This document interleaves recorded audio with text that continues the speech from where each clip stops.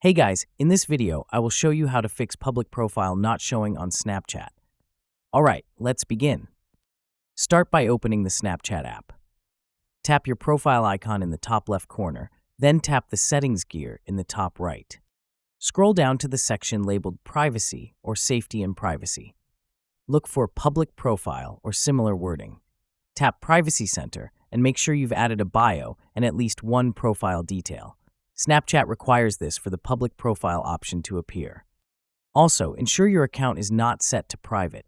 Your profile must be public to access the public profile feature. If it's still not showing, close the Snapchat app. Go to the App Store or Google Play Store, search for Snapchat, and check if an update is available. Tap Update if needed, then reopen Snapchat. Go back to your profile and check again for the public profile option. If it still doesn't appear, go back to Snapchat settings and scroll to Help Center. Tap to open it and wait a few seconds. In the Help Center, tap Privacy, then Privacy Settings. Search for Public Profile and open the article titled, "What is a public profile on Snapchat?" Scroll to the bottom and tap No under Was this helpful? A form or contact option will appear. Fill it out, explain your issue, and submit. Snapchat support will contact you through email.